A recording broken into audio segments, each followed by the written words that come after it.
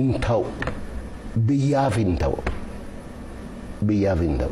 Kanaafuu wanni Oromoodhaaf hin taane Itoophiyaadhaaf hin ta'u kana quba qabaachuu qabu. Xiqqoonni hafti jechuu keessanii amma Itoophiyaadhuma keessattiyyuu.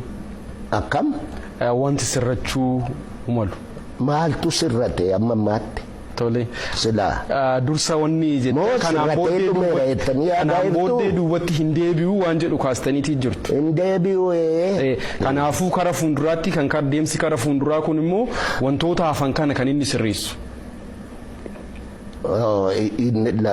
Maa inni bari yoo karaadhuma itti agarsiifta malee wanni ati Oromoodhaaf kennitu hin jiru bar. Kanuma isaati waan ta'eef. Kan isaati Oromoon kun ijaaramuu qaba. Ituu humbannaa akka ituu humbannaatti raayyaa aseeboo akka raayyaa aseebootti maccaatuu lama akka maccaatuu lamaatti siikoo mandoo akka siikoo mandootti uraagaa maatiin akka uraagaa maatiitti akka kanatti ijaaramee sentariin abbaa muudaa jiraate achitti wal gahee yoo akkana ta'e naa ta'a yoo akkana ta'e biyyaaf ta'a irratti walii galuu qaba. Amma halkanii guyyaa akka Oromoon inni ba'a biiftuuf lixa biiftuu akka waliin argine maali kara maalii wal arga. Karaan yoom ijaarame waaniin yoom ijaarame akka inni wal argu ta'e yoom ijaarame akkitti wal qunnamu maaltu jira. Inni tokko bataskaana dhaqa, inni tokko masgiida dhaqa, inni tokko jinnii dhaqa. Inni ani waaqeffataa lafatti awwaalamu iyyuu hin qabu. Diina Itoophiyaati jedhanii lafatti awwaalamu hin qabu, lafa awwaalaa hin qabu waaqeffataan. Dambidollootti irreecha kabajnaa jennaan OPDO'n nu dide. Irreecha iddoo gara biraatti kabajamu Dambidollootti dhowwaadha. Kanuma darbe kana waggaa meeqa amma waggaa Tasfaayee dubbiseera jette miti. Tasfaayeen yeroo saadaaf turizimii keessa jira. Karaa isaati malkachaa galchinee barana malkaa maayini malkaa sanarratti irreecha kabajnaa inni dhiyeessine. Waggaadhuma kanamu. Bulchiisa zooniitu nu dide eenyu maqaan isaa ijoollee maqaan isaa. Sababni isaa maal jedhama? Haala nageenyaa naannoo san jiru moo maal jedhame? No haala nageenyaa miti. Dambidolloon Oneegii jedhu bara eeguma bara dargii xabbaabiidhaa jedhu.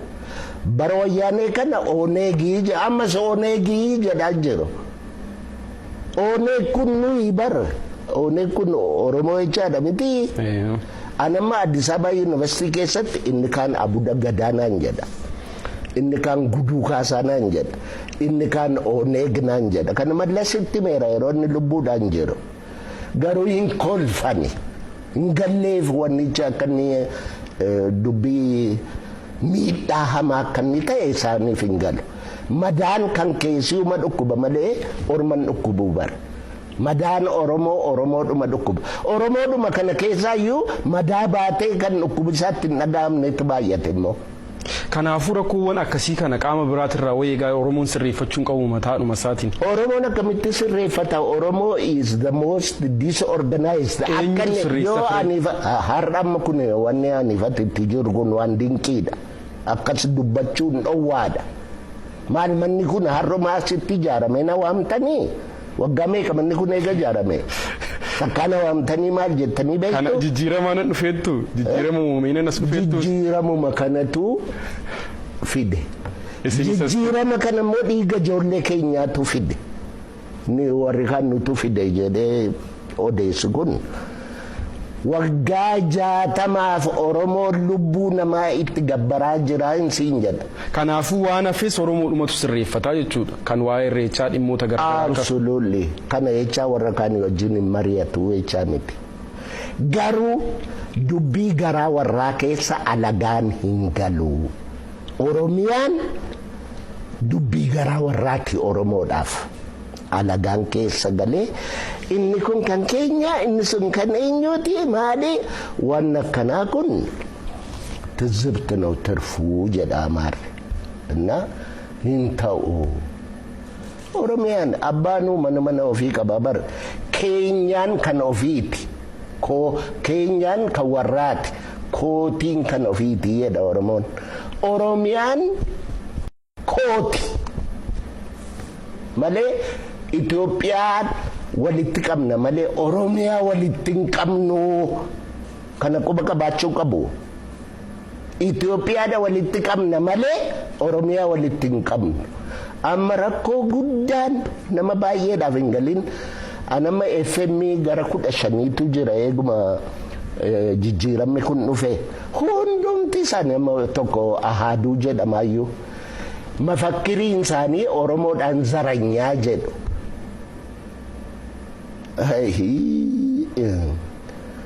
Yaala sabuutiin taasifallaachuu man jedhanii yeroo baay'ee innaa Oromoon zaranyaa miti. Utuu Oromoon zaranyaa ta'e mana sana Walaayittaan sirbee mana kana Amaarri sirbee mana sana Guraageen sirbee mana kana Tigireen sirbee Oromoon dhuma dhaabbatee sirba. Maaliif akkas jedhu garuu dubbiin tana duuba jirti waan ta'eef. I think jarri kuni akkatti guddatan guddis badii to akkana godha. Tokkummaa Oromoon kunis akka Oromoon akkas jedhamee maal akka duubatti deebi'uuf yaadaniiti laata. Hin deebi'u maali ofuma abjootu malee Oromoon lama dudduubatti nan deebi'atu jedhe iyyuu hin danda'u. Hin jiru gara booddee karaan hin jiru. Sibiilaan cufamee jira gara booddeetti deebi'uu hin danda'u Oromoon gara fuulduraa duwwaatti adeema. Gara fuulduraatti immoo dhugaadhaan adeema. Sobduu wajjin hin adeemu. Kana qoba qabaachuu qaba Oromoon jechuudha. Tole kabajamtoota daawwattoota keenya kan hordofaatii jirtan OBN kan isin bira gahaatii jiru qophii anaa dhufuuti. Qophii anaa dhufuu keenyan Dr. Gammachuu Magarsaa waliin kan haasawaatii jirru. Dr. Gammachuu Magarsaa waan garagaraati kan isaan nuuf kaasaa jiranii waa'ee aadaa, seenaa, duudhaa Oromooti irrattis waan garagaraa nuuf kaasatii jiru. Daawwattoota keenya ammas yaada qabdan karaa toora bilbilaa akkasumas karaa toora ergaa gabaabatiin nu biraan gahuu dandeessu gaaffii yaada qabdan deebisuudhaaf qophiidha. Waa'ee Oromooti irratti biyya Itoophiyaa kana keessatti waan hojjetamu nu afaa waan jettus ishees immoo ofumaaf sirreeffannaa waan jettu nuuf kaastaniitii jirtu. Garuu wanti bira darbine kan gaanfa Afrikaa kana olaantummaa Oromoon gaanfa Afrikaa keessatti qabaachuu qabu kan isin akkamiin ilaaltu? Oromoon olaantummaa qaruman barbaadu. Walqixxummaadha barbaada. Gaanfa Afrikaa keessatti. Gaanfuma Afrikaa keessatti yoo olaantummaan barbaachisaas miti. Oromoon rakkoon biyya kana akkanatti mul'atutti gaafuma Itoophiyaa jedhan kana uuman sobduutu uume. Amma Itoophiyaan eessaa dhufee Nigista Saabaatu Nugu Solomoon irraa dhala harkatee akkanatti dhufee jedhu. Afaariin jedha waan kana hin jedhu. Afaariin jiru Itoophiyaa keessa. Oromoon hin jedhe hin fudhata waan kana hin fudhatu. Oromoon Itoophiyaa miti. Warri Sidaamni hin fudhata waan kana hin fudhatu. Walaayittaan hin fudhata waan kana hin fudhatu. Kanaaf iyyuu duruma isaatu calqaba balleessan. Kanaaf Itoophiyaan jijjiiramuudhaaf qophee ta'uu qabdi. Jiraachuudhumatti fufuudhaaf iyyuu Itoophiyaan qophee ta'uu qabdi jijjiiramuudhaaf. Akkaataa uumama ishii jalqabaatu rakkoo qabaadha. Daawwataatu toora bilbilaatirra jira. Hello. Hello. Toorri bilbila addaan jala citeetiit jira. Walqixxummaatu barbaachisaadha Itoophiyaa keessattis jalqaba kanatu hafeedha. Kan gaanfa Afrikaa kanoo walqixxummaa gaanfa Afrikaa keessatti Oromoodhaaf malu kanoo. Gaafi Afrikaa ati jettu kuni Itoophiyaadhumaam maal yoo jette Somaaleen amma Itoophiyaa keessa jira. Afaar Eritiriyaa keessa jira Itoophiyaa keessa jira. Beejjaan Sudaan keessa jira Itoophiyaa keessa jira. Sudaan Nuweer Sudaan keessa jira Itoophiyaa keessa jira. Anyuwaan Sudaan keessa jira Itoophiyaa keessa jira. Itoophiyaa dhumnutu miniicharii gaafa Afrikaati. giddugala gaafa Afrikaattis immoo yoo Itoophiyaa sirreessite biyya ormaa dhadheessi miti kan sirreessu bara inniyyuu sirreeffamaa asitti uumame kanatu influence godhaa deema. Gara keetti fida. Gara keetta dhufuu garuu barbaadeetta adeemuu garuu kan kee mana keetuun sirreessin mana namaa sirreessuudhaaf caca'uun inni gatii hin qabu. Kanaafuu durri Oromiyaan sirrachuu qaba. Oromiyaan sirrachuun Itoophiyaa sirreessuuf deema. Itoophiyaan sirrachuun warra naannoo keenya jiran hundumaa irratti iyyuu impaaktii qabaachuuf deema. Akka kanatti Tole ammas daawwataatu toorarra jira. Hello. Nagaa jirtu? Nagumaami. Nagaa eenyu jennu?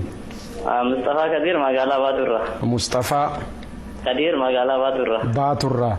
Dr. Gammachuu Magarsaa waliin kan haasawaatii jirru gaafii moo yaada qabda Mustafa?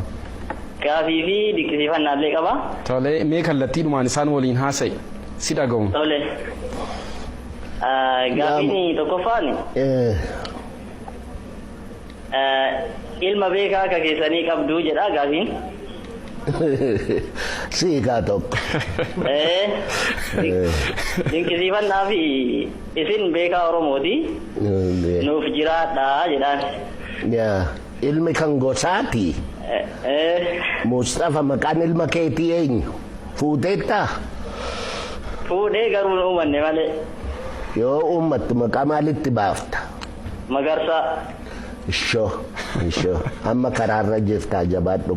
Kanaafuu Mustafaa kana caalaa dabarsaa isiniin jedha. Haa ta'u Mustafaa kiyya ulfaadhu kabajaa guddaa argadhu. Isinis ulfaadha umrii dheeraa nuuf jiraadha. Amiin Mustafaa. Akkam gaafii Mustafaa kana akkuma jettan gaafiidhaan bira darbiti moo dabaltanii jiru? Namuun cinqama beektaa wanni kun hin darbiti moo hin citti waan kana fudhatee du'a moo katabee nu dabarsaa waan akkanaa kana Oromoon tokkoon isaayyuu cinqamuu qaba. Beekaan Oromoo gammachuu duwwaa miti. Dabbasaa Guyyoo dheengadda Naayiroobii keessatti guyyaa isaaf ajjeesan. Namni gumaa Dabbasaa Guyyoo barbaade hin jiru. Dhageesse Abuubakar Muusaa ajjeesanii waraabessa nyaachisan. Dargiin namni gumaa Abuubakar Muusaa Oromoon ka'ee maaf du'a kan keenya aadaa keenyaaf dhaabbate jedhee namni dubbate hin jiru. Numa jeesu, numa jeesu, numa raanfatama. Amma yaaddoon isaanii inni kunis yoo du'e inni raanfatama. Yoo kitaaba nuu qoree du'e, kitaaba nuu qorii du'ii sila siinsi ajjeesuun isaanii nafuu jedhaa jira bara. Kan ilmaatis kaasifii jira saniin alatti. Ilmi kan koo qeerroon akkuma jirti ilmaan kiyya. Ilma tokkoon qaba jechaan bardhalchuu eeyyuun hin dhalcha. Yaadaan garuu ilmaan kiyya bari inni na gaafataa jiru kunis ilmuma kiyya. Kanaafuu qeerroon martuu ilmaan kiyyaadha. Ilmaan kiyya anis isaanumaaf hin dubbataa jira miti amma. Hojii maaliin qabaani OBN na waamnaan hin dhufe seetaa. Tole ammas daawwataan toora bilbilaatirra jira. Hello. Nagaa jirtu? Akkam jirtu nagartan? Eenyu haa jennu? Amiin jedhama. Amiin eessaati? Baalee irraa bilbila. Baalee irraa. Dr. Gammachuu Magarsaa waliin haasa'aati jirra. Gaafii moo yaada qabdu? Yaada qaba. Tole.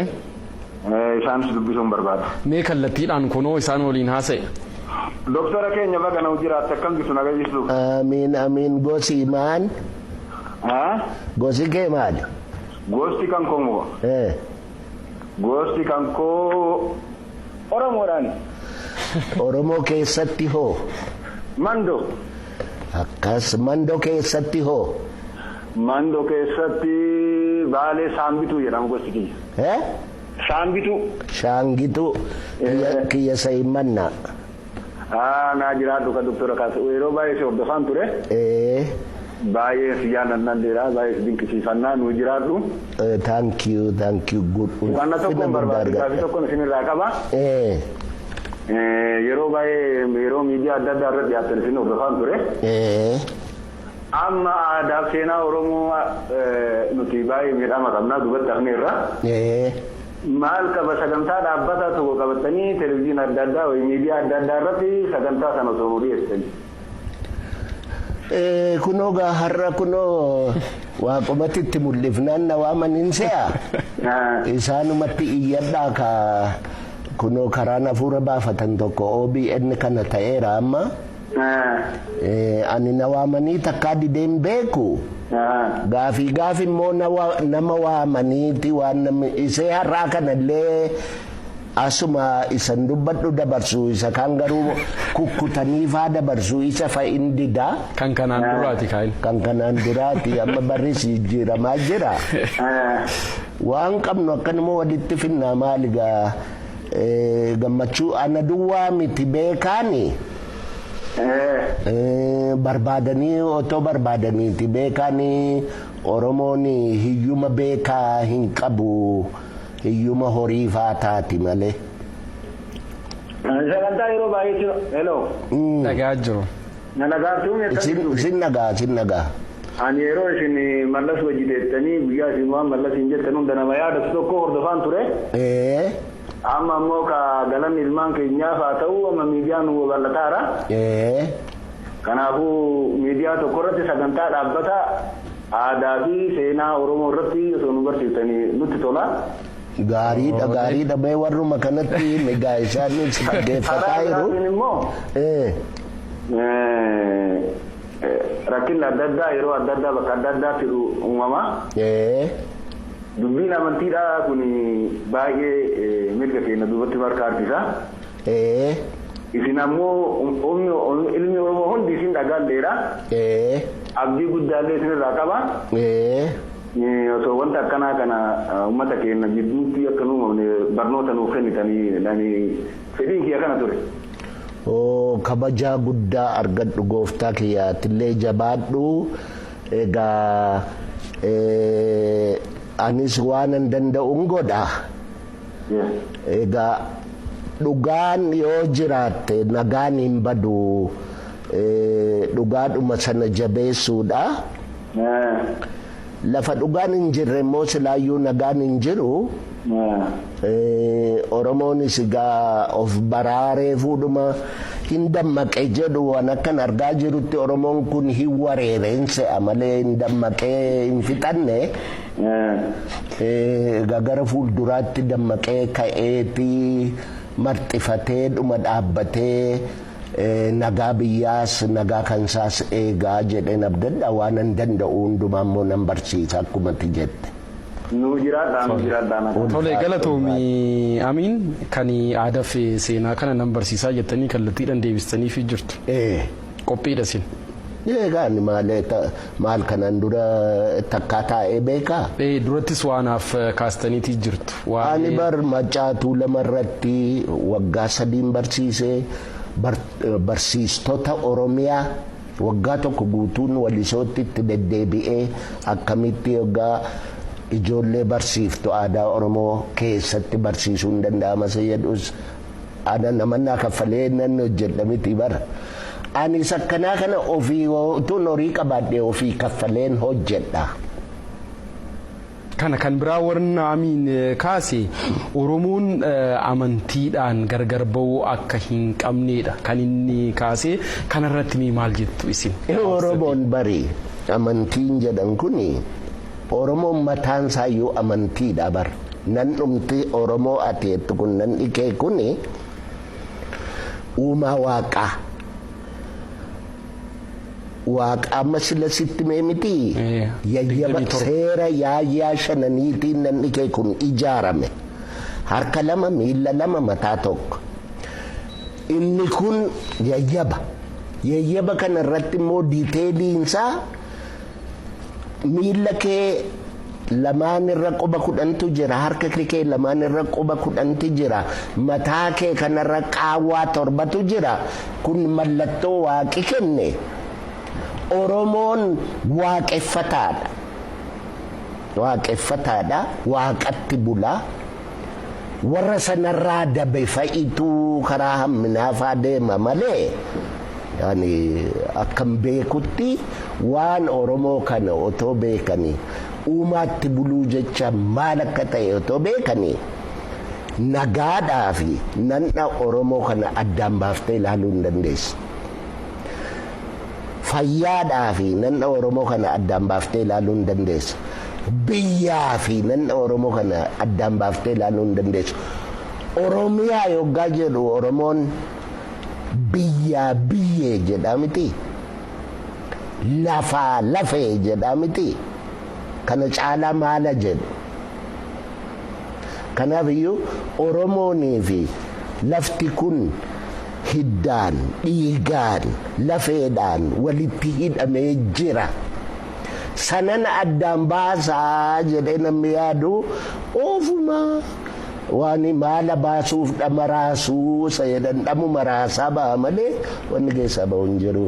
Oromoon hin beeka waansaa. Kanaafuu waan hin malleedha Oromoo amantiidhaan walitti buusuudhaaf hin danda'amu. Hin danda'amu. Maal Oromoon ati amma Islaama jettu kun kanaan dura wal mormeeraa bar kanarratti jarana jedhe imaammata mataatti maratan kana argite kunii jedhe Islaamummaa kootii jedhe ila mataan kun immoo Oromummaa kootii jedhe kana caalaa maala jedhe Oromoon. Na warri gowwaan tokko immoo waan kanaayyuu walii addaan baasee mataadhaa fi imaammata sana addaan baasuu kan hin beekne jira. Egaa akkamitti bara ba'anii jennaan moofaa ofii hodhatanii doofaa ofii gorfatanii jedhani. Doofaa keenyas hin gorfannaa. Oromummaan abadan nu fuuldura jirti. Garratti deemnu kun Oromummaadha. Kana quba qabaachuu qabnaa jechuudhaaf. Tole Dooktar marii bal'aadha kan taasisne wanti hafe jettan Oromoo bira gahuu qabda wanti jettan hoo jiraate carraan isiniif kenna. Wanni hafe reefuma calqabne malee wanna hafe ani lakkaa'ee fixuu hin danda'u. Ittuma deddeebina malee wanni hafe lakkaawameen dhumu. Wanni har'a dubbanne kuni abdiidhuma walii kennuufi in shakkinaa Oromoon jagnaa, Oromoon gamnaa, Oromoon qaroodhaa, Oromoon akka alagaan itti nu beeku kanatu akka if beekutti nun beeku alagaan kuni. Waggaa baay'ee akka horiitti nu oofanii jennaan dhuguma horiidha nu se'anii. Oromoon horii miti. Oromoon uumaa waaqaati. Uumaa waaqaa keessaayyuu immoo Oromiyaa keessatti qaroon akka Oromoon jiru quba qabaadha. Oromiyaa keessatti qaroon akka Oromoo hin jiru. Oromoo irra qaroomna Oromiyaa keessatti warri jedhan hin doomu. Lafa bishaan dhaabetti dhaabii isaan dhowwuuf deema Waaqayyo gooftaan maccaa jechuudha duwwaan barbaada. Tole kan biraa waan bal'aanis ni hafayyataniiti jirtu. Isa kaa yeroo garaagaraatti walitti deebina balballi OBN banaadha. Yeroo barbaadanitti dhuftanii gaafii daawwattoota keenya irratti hundoofne waliin kan mari'annu ta'a. Har'a nu kabajanii guyyaa jalqabaa hoggaan isiniif bilbilu torbee tokkoon dura dambi doolloon jiraadha kan isin naan jettanii achirraa kaatanii daawwattoota keenya kabajanii asitti nuuf argamuu keessaniif nutis guddaa isin galatoomfannaa fayyaataa horaanuuf bulaa isiniin jenna. Baay'ee guddadhaa warra guddatu ola deema keenya Waaqayyo nuuf guddisu isinis galata guddaa uummata Oromoo irraa qabdu anarraa immoo lakkaawayyuun fixuga. Tole kabajamtoota daawwattoota keenya qophii anaa dhufuu keenya bifa addaatiin dheeressinee hayyuu beekumsa isaan qabaniin sa'aatii keenya olitti kan waliin mari'achaatii turre isinis obsitanii hanga ammaatti waan nu waliin turtaniif guddaa isin galatoomfannaa. An Mokonnin Gonfaati ogeessota istiidiyoo keenya mara waliin tahuudhaan kan isin waliin turre horaa bulaa deebanaa jennee jira. Thank you.